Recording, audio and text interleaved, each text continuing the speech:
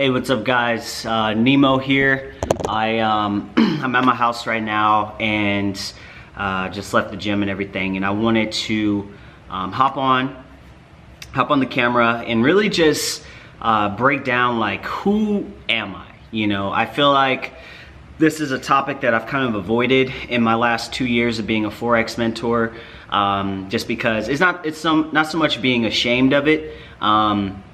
It's just I've always tried to keep this like very professional kind of, I don't want to say like, you know, facade or image, but I've just tried to be professional. I've tried to pretend like the past doesn't exist, and I feel like it's not fair to you guys. I feel like I'm at a place in my life and in my career as a Forex trader and Forex mentor that I need to be honest with you guys. You know, we got this whole new movement called the market maker movement, and whether you've bought my training or you're killing it right now with Forex, or wherever you are in your path with Forex, I know that if you're watching this video, you're trying to learn from me in some way, shape, or form, or you have learned from me in some way, shape, or form, and I want to make sure that you know who you're learning from.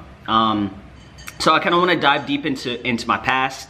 I hope that you guys, you know, appreciate this video, because this is very, very hard for me to do. It's not the easiest thing for me to do, to be this transparent, but I feel like it's necessary in order for us to go from here as a team to here with the market maker movement. And I want to be able to lead you guys properly. I want to be relatable to you guys, that, you know, a nice house, nice car, the things that you've seen online, all that stuff isn't how it's always been. And I want to give you guys encouragement to let you know that wherever you are in your path right now with Forex, whether you're doing well, doing poorly, or haven't even gotten started, I want you to know that all of this is possible no matter where you come from. Okay, so let's get started.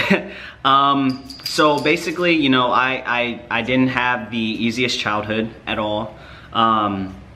You know, I was born into a family of poverty, definitely. You know, I never really saw nice houses, nice cars, or anything like that. My parents divorced when I was very, very young. I was like 4 years old, I think, so I barely remember it. But they did divorce when I was very, very young. And you know, it kind of made things even tougher, because both of my parents struggled with addiction. They struggled a lot, actually, for most of my life. My mom was addicted to drugs, and then my dad, he was and still is struggling with alcoholism. So, you know, it made things a lot harder for me as a young adult, trying to well, not even a young adult, as a young child, I should say, trying to figure things out in the world and stay structured, learn all the things that I needed to, because what happened is when, you know, my dad was never really around after the divorce. He would come in and out, which, you know, we had great memories as he would come in and out, but, you know, he wasn't the consistent one. My mom was the more consistent one, but whenever she would deal with her addictions, you know, she would go off. And it's because I think she tells me now, you know, she's clean and sober for the last 10 years now, thank God. But, you know, she tells me now, like, she did that because she never wanted to struggle with her addiction in front of me. And I always thank her for that. But, you know, I was bounced around a lot, you know, because of that. She would go off to do her thing, to, you know, try to figure herself out, deal with herself. And I would be bounced around from family member to family member. So I've lived with my sister, I've lived with my grandma, both grandmas. You know, I've went through some very interesting shit, let's just say that. You know, I end up staying with like my cousin for a couple years. And my cousin, she's got some issues. Love her, I love you if she ever sees this video, but she had some issues, definitely.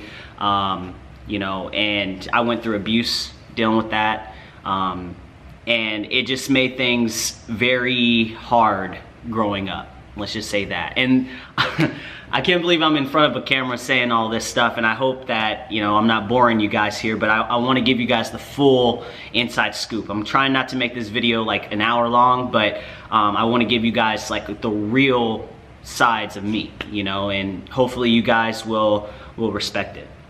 so yeah, I went through abuse for 2 years, and while I was going through that, my brother, I was just about to turn, I think, 11, and my brother was, I think I actually may have just turned 11, and he was shot and killed picking up his food.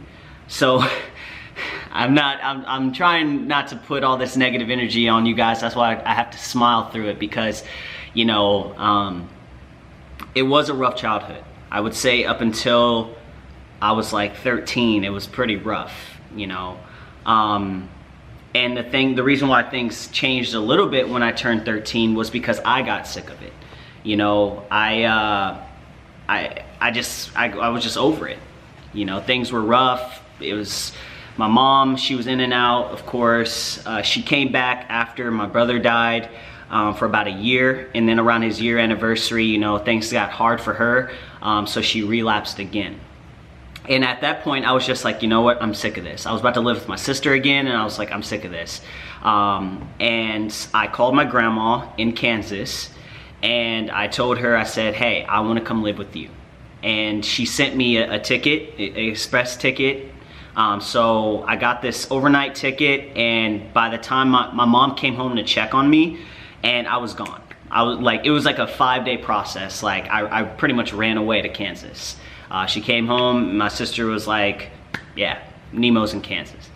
So I thought that things would get better when I went to Kansas. I was in a way better environment, because when the place I was living at the time was literally right around the corner from where my brother was shot and killed, like not even, like I would say 5-minute walk, that close. So I wasn't in the best environment. I was going into my adolescent years, so it was a very crucial time for me to make sure I stayed focused and stuff like that, and not get involved with like gangs and, you know, stuff like that. So I went to Kansas, where there's a lot more suburb, and basically I thought that things would get better, which they did for a little bit. I had better environment, better schools, better friends, all that stuff. But my granny wasn't the best parent, you know, and you know, it's not her fault. I love her to death. You know, she just wasn't my parent. So it didn't make things easier on me. You know, like she didn't like pay for my things when it came to school. Like I bought my own school clothes. I had to start working when I was like 14. My first job was at Dairy Queen. You know, she wasn't the best parent because she wasn't my parent. So I had to kind of figure things out on my own. Even though I was in a better environment, I had to figure out things on my own. So I got into a lot of trouble. I started like stealing and stuff because, you know, I wanted to play sports. That was my passion. I played football growing up, and I wanted to play sports, but you know, as you get older, things get a little bit more expensive. You have to start paying for everything. Like when you're in elementary school and, you know, even sometimes junior high, the school pays for everything. But once you get older, you have to start paying for stuff yourself. So, and my granny wasn't that type of person. She kept a roof over my head, but that's pretty much it. I got my own food, I got my own clothes, pay for my own fun, all that stuff. So I got into trouble. I started stealing and stuff because I wanted to make money. I wanted to do things, you know, I tried to go the fast route, and I ended up getting into some trouble. And growing up, I don't know if any of you guys are from a small town, but if you're growing up in a small town, you get into some trouble, it's like literally you're blackballed. It didn't make things even easier. So I started kind of turning towards like just finding things to make me happy. You know, I went through a lot of depression. Obviously I wasn't with my parents. My mom got clean around the time I was like 15. But I didn't trust her enough to go back and live with her, because she was just so in and out during my earlier years that I just didn't want to uproot myself. I had new friends and all that stuff. Things felt more steady. So I didn't want to go back to live with her. My dad, definitely no option. So I basically just, you know, I was just very depressed. I was a very sad kid. And although I would like try to make people laugh and stuff, like I was dealing with depression myself. And, you know, I just started leaning more towards the wrong things. Like, yeah, I had already gotten into some trouble, but I started leaning towards just like smoking weed and just chasing girls and stuff like that. And, you know, it didn't make anything better. Like, I felt like I was numbing myself, but it obviously didn't make anything better because I was failing in other areas, like school, sports, you know, like trying to rejuvenate or recover my reputation, all that stuff. It just didn't make things easier. So I did not graduate high school on time. You guys may have heard that before, because that's kind of where I've been starting my story when it comes to letting you guys know and blah, blah, blah, blah. I didn't graduate high school on time. I had to get my GED. But now you guys know the whole background behind it all, because, you know, I've always started my story there. And people don't know why, and I feel like this is my first time ever coming out with the why I wasn't focused, and why I wasn't disciplined enough to graduate, and why things were harder for me, because, you know, it's hard to get into that type of stuff, and especially because it involves a lot of my family. I didn't want to ever throw my family under the bus. You know, things have been great with my family lately. So I don't want you guys to ever think that, you know, I had like a terrible mom or a terrible dad or whatever. Like, they were just struggling with themselves, and we've all probably dealt with that to one extreme or another. And, you know, my mom's my best friend to this day. So, you know, I just wanted you guys to know who your mentor is and why this whole thing is so important to me. You know, why I want to help other people, why I want this market maker movement to be the largest thing since the internet, you know, because it's so important for me to share and just see, like, you know, I'm 25 now.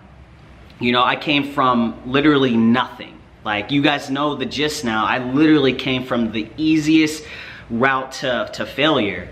And here I am in a $1.4 million house.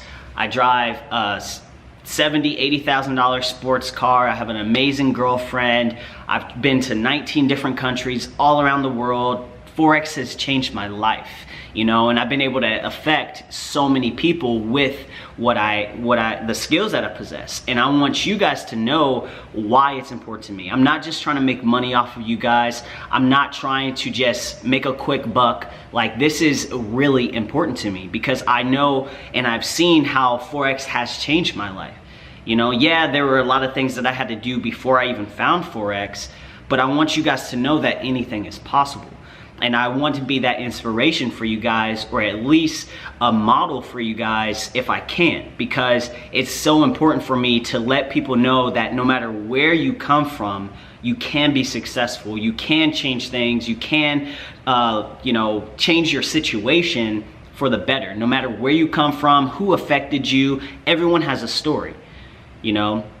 Everyone has a story, and that's what this whole market maker movement thing is all about. So I appreciate you guys listening in. You know, I'm going to be sending you guys a lot more emails like this. You know, I'll probably be sending you guys an email tomorrow, so make sure that you mark your calendar for that. Make sure you're on the lookout for it, because I'm going to send you guys another email tomorrow so that I can let you guys know what this whole market maker movement is all about. So I appreciate you guys listening to my story, getting to know who your mentor is and why this is so important to me, and I will talk to you guys very, very soon.